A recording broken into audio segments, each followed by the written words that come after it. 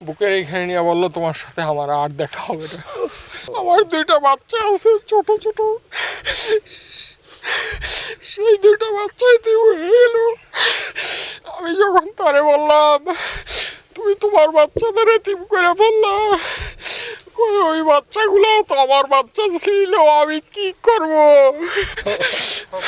মাহিন চৌধুরী আমার wife miss ভালো ছিল, ওর বাচ্চাদের বাঁচাইতে গিয়ে আসে কিছু বাচ্চা বের করেও নিয়ে আসছে আমার সাথে। তার আইসিইউতে যেই কথা হয়েছে আমি বললাম যে তুমি কেন এই কাজ করতে গেলা? বলে আমার বাচ্চারা আমার সামনে সব পুইরা মারা যাচ্ছে, আমি এটা কিভাবে সহ্য করি।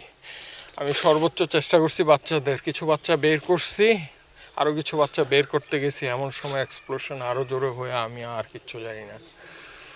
ওর ভিতরে সে নিজে পইরা নিজে পুরা ভাই 100% বার্ন হয়ে গেছে, পা থেকে মাথা পর্যন্ত চুল। শুধু সে বেঁচে ছিল, একটু কথা বলতে পারছে আইসিইউতে। তারা যখন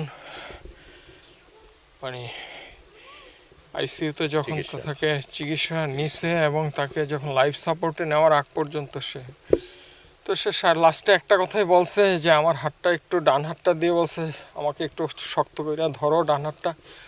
আমি শক্ত করে ধরছি, ভাই ধরা যায় না, পুরা সব কিছু পোড়া। বুকের এইখানে নিয়ে বললো তোমার সাথে আমার আর দেখা হবে না।